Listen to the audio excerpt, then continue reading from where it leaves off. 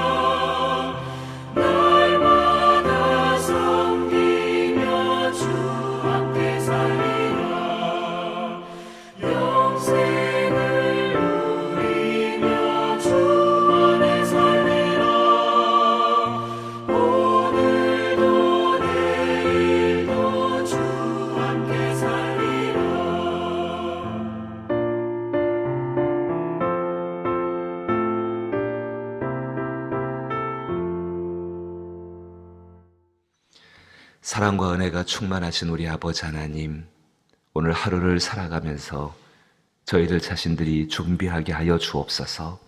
주 예수를 만나는 그날, 그 복된 날에 기쁨으로 주를 배우며 죽게 하릴 구원의 은총에 대한 이야기들을 준비하게 하여 주옵소서. 살아온 삶에 대한 감사를 준비하게 하여 주옵소서. 소망과 희망을 주시고 그 소망과 희망을 이루시는 하나님과 동행했던 삶의 경험들을 준비하게 하여 주옵소서.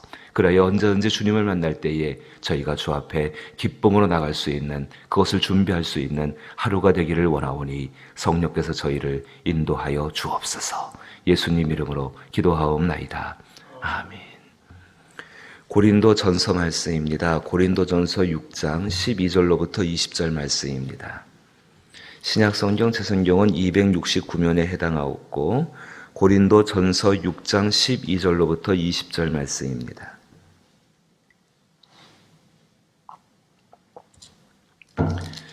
한 절씩 번갈아서 읽어보지요. 고린도 전서 6장 12절로부터 20절 말씀의 신약성경 269면입니다. 제가 먼저 12절을 읽습니다. 모든 것이 내게 가하나 다 유익한 것이 아니요 모든 것이 내게 가하나 내가 무엇이든지 얽매이지 아니하리라.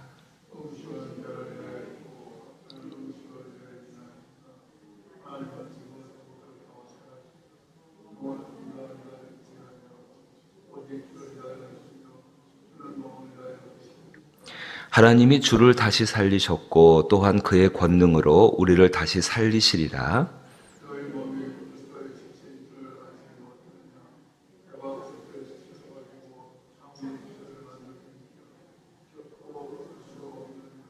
창녀와 합하는 자는 그와 한 몸인 줄을 알지 못하느냐. 일러스되 둘이 한 육체가 된다 하셨나니 음행을 피하라. 사람이 범하는 죄마다 몸 밖에 있거니와 음행하는 자는 자기 몸의 죄를 범하느니라.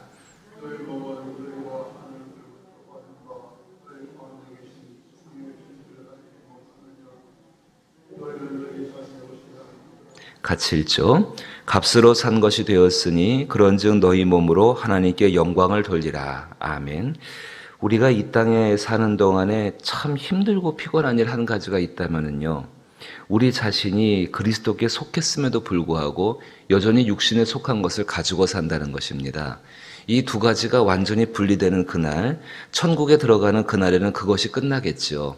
육신을 가지고 살면서 영에 속한 걸 가지고 산다. 이 두 가지가 섞여 있습니다. 로마서 7장을 보게 되면 사도 바울은 이것 때문에 오호라 나는 곤고한 죄인이로다 라고 말하면서 누가 이 탄식하는 몸에서 나를 건져줄 수 있겠느냐라고 그렇게 슬퍼하고 탄식하는 모습을 또한 본 적이 있습니다. 그렇습니다. 세상을 사는 동안에 정말로 힘든 것이 내 자신이 분명히 하나님께 속해 있는 거 맞습니다. 동시에 나에게는 교집합이 있습니다. 육신에 속한 삶이 있다라는 것입니다. 사도 바울은 그 삶 가운데에서 어떻게 그러면 육신에 속한 삶을 이기고서 하나님께 속한 삶을 살아갈 수 있는 그 삶을 살아갈 수 있을 것인가? 오늘 12절 말씀 보니까 이렇게 말씀합니다. 모든 것이 내게 가하나 다 유익한 것이 아니요 모든 것이 내게 가하나 내가 무엇이든지 얽매이지 아니하리라. 참 세상 사람들이 자기 마음대로 무엇인가 하고 싶어서 그 할 수 있는 힘들을 얻기 위해서 이것들을 해나가는 것, 그것들을 얻기 위해서 그게 뭐 돈이 될 수도 있고 권력이 될 수도 있고 명예가 될 수도 있고 뭐 여러 가지 것들, 세상의 주권을 잡기 위해서 여러 가지 일들을 합니다. 바울도 마찬가지였습니다. 그저 바울이 사울 되기 전에 그렇게 따라왔습니다. 그런데 예수 그리스도를 믿고 나서 그는 새로운 삶을 얻게 되어집니다. 예수님으로 말미암아 살아가는 삶. 근데 그 예수님 안에서 하나님을 만나다 보니까는 하나님의 능력 가운데에서 모든 것을 할 수 있는 사람이 되어진 것을 알게 되어집니다. 바울이 이 이야기를 할 때 이런 이야기입니다. 모든 것이 내게 가하나 다 유익한 것이 아니다. 모든 것이 내게 가하나 내가 어떤 일을 해도 법적으로 아무런 문제가 없습니다. 교회법이나 세상법이나 아무런 문제가 없는 사람입니다. 그런다지만 그 모든 것을 내가 모든 것을 하는 것이 다 유익한 것은 아닙니다. 모든 것이 내게 가하나 내가 정말 모든 것을 다 할 수 있습니다. 하지만 내가 무엇이든지 얽매이지 아니하려고 합니다. 그럼 우리가 생각할 것이 그것입니다. 과연 사도 바울을 얽매인 것은 무엇인가? 모든 것을 할 수 있는 정당성과 타당성과 그것을 가지고 있는 사람이 정말로 조심하여서 얽매이기를 싫어하는 그 한 가지 무엇인가? 다른 것이 아닙니다. 영적으로 모든 것이 유익하다는 것은 아니라는 것을 기억하셔야 합니다.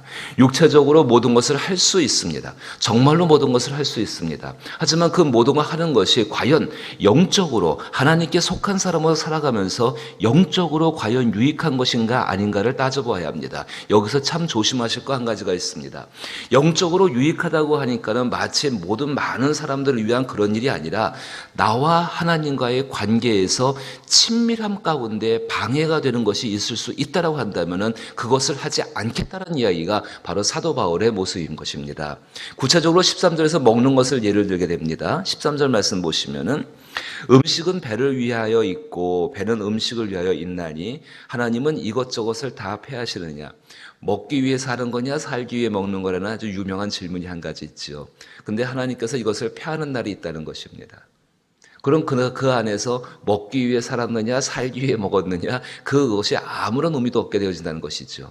분명히 먹는 것 자기의 권한입니다. 자기의 자유입니다. 무엇을 먹든지 간에 그것은 본인의 생각과 선택일 것입니다. 하지만 그것을 가지고 영적인 삶을 사는 것이 아니라 자기의 선택을 가지고 영적인 삶을 사는 것이 아니라 정말로 하나님의 관계 가운데 사는 것. 이제 조금 더 나갑니다. 왜 조금 더 나가냐 하면은 그 당시에 있었던 가장 심각한 문제. 고린도 교인들 가운데에서도, 고린도 지역에 있는 교인들 가운데에서도 바로 이 문제, 결혼을 신성하게 여기지 않는 그 문제에 대해서 사도 바울은 직접적으로 이야기합니다. 얼마나 심각했냐면요, 당시의 사회 가운데에서 결혼이라는 제도가 지금처럼 완전히 인권과 합법적으로 보장된 시대가 아니었습니다. 거의 여성의 가치는, 미안합니다, 표현이 좀 잘못됐다면 용납하십시오, 그 여성이라는 존재에 대해서 인권이라든지 그의 권리는 전혀 보장되지 못했던 사회가 바로 이 로마 시대 사회 가운데, 이 고린도 교회 가운데 그 문제가 있었습니다. 이것입니다. 남자는 힘이 있습니다. 그리고 돈이 있습니다. 권세가 있습니다. 정말로 법보다 주먹이 가깝다는 말로다가 나중 가서는 힘으로 완력으로 제압할 수 있는 것이 남자의 모습이 되겠죠. 그러다 보니까 아내라는 입장은, 여성이라는 입장은 당연히 그 안에 종속될 수밖에 없는 입장이 될 수밖에 없습니다. 또 당시에 많은 결혼의 제도가 남성들의 어떤 이익과 어떤 것들을 보장하기 위해서 결혼이 이 정략 결혼이라고 그러지 않습니까? 그렇게 사용됐던 것이고, 남성이 여성을 버리는 것이 너무나도 쉬웠던 것이, 너무나 단순히 너무나 쉬웠던 것이 이 시대의 모습이었습니다. 그러니까 이 시대 가운데에서 그리스도 안에서 결혼이라는 신성한 것을 사도 바울이 이야기했을 때, 복음 가운데에서 이것이 옳다라 이야기했을 때 많은 사람들이 그 말씀이 맞습니다, 하나님이 부모를 떠나서 둘이 한 몸이 되라고 말씀하신 그 말씀이 맞습니다라고 말은 하지만은, 고린도 교회 안에서, 그리고 당시 기독교 안에서 이 결혼의 신성한 것을 지켜나간다는 것은 정말로 어려운 일이 될 수밖에 없다는 사실입니다. 훗날 뒤에 가면 고린도 11장 가운데서 왜 사도 바울이 사랑에 대한 이야기를 할까요?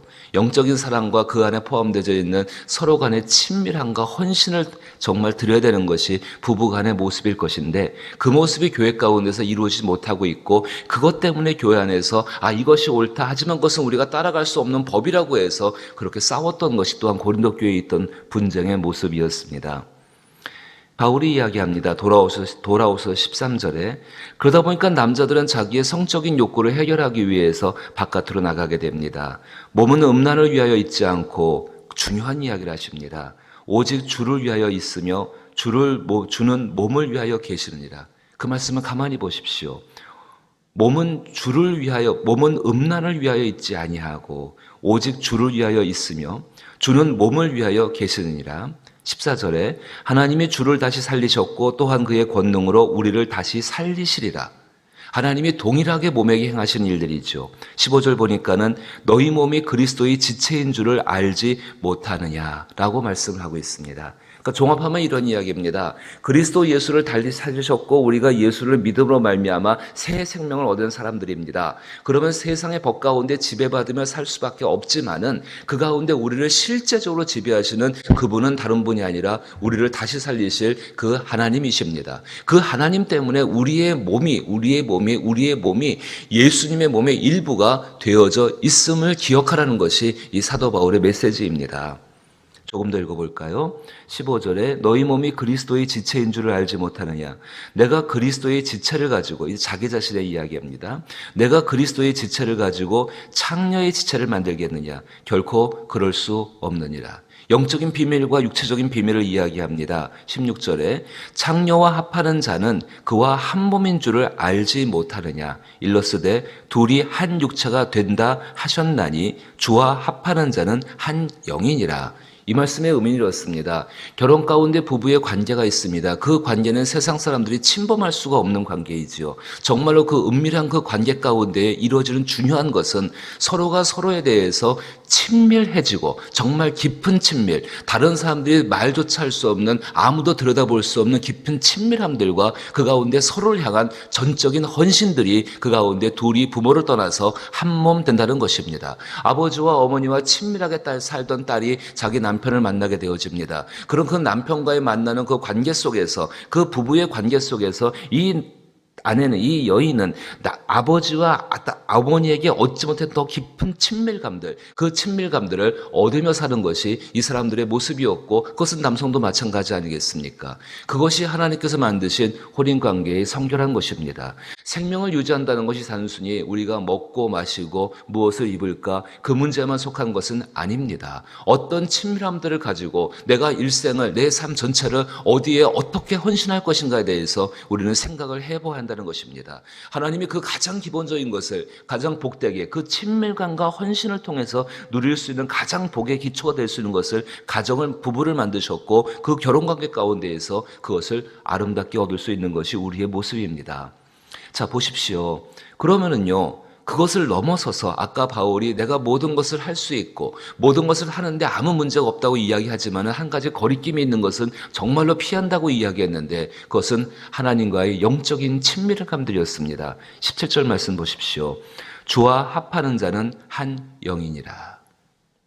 세상을 살아가면서 육체적으로 친밀감을 누리는 것 참 귀합니다. 또 육체적으로 서로에게 헌신하는 것 참 귀합니다. 이것이 조금 더 아름답게 나가면 그것이 봉사가 될 수 있고 섬김이 될 수 있죠. 하지만 그것들의 가장 중심 속에 있는 것은요, 바로 17절 말씀입니다. 주와 합하는 자는 한 영이니라. 하나님의 영과 하나가 될 수 있는 삶을 하나님은 이 땅 가운데 우리에게 허락해 주셨습니다. 서로 남편과 아내분이 일생을 살아오시면서 때로는 어떤 일로 인하여서 먼저 떠나갈 수도 있고 헤어질 수도 있습니다. 하지만 정말로 영원히 변하지 않는 하나님과의 친밀감과 그리고 하나님께 대한 그 헌신들, 그것은 무엇을 행위를 통해 나타나는 것이 아니라 정말로 그렇게 친밀한 존재로서 하나님 앞에 존재하고 있는 그 사실만 가지고서도 충분하다는 것입니다. 주와 합하는 자는 한 영이니라. 이 말씀을 꼭 기억할 수 있게 되기를 축복합니다. 정말로 일생 가운데 이 친밀감 가운데에 남편을 대할 수 있고, 이 친밀감 가운데 아내를 대할 수 있고, 이 헌신 가운데에서 아내와 남편을 대할 수 있고, 이 친밀감 가운데 성도를 대할 수 있고, 이 친밀감 가운데 이 헌신 가운데 성도를 상대하며 그리고 세상을 살아갈 때에 당신은 정말로 변하지 않는 그 하나님의 능력 가운데 붙잡혀서 그 모든 것을 하나님과 함께 가장 복되고 아름다운 하나님의 가정들로 만들어가게 되는 줄로 믿는 것입니다. 그 삶을 살아갈 수 있는 저와 여러분에게 결단이 있고 성령의 도우심이 있기를 주의 이름으로 축복합니다. 조금만 더 나가 보십시다. 자, 18절에 그럼에도 불구하고 여전히 우리는 세상 가운데 속해 있는 사람들입니다. 음행을 피하라. 사람이 범하는 죄마다 몸 밖에 있거니와 음행하는 자는 자기 몸의 죄를 범하느니라.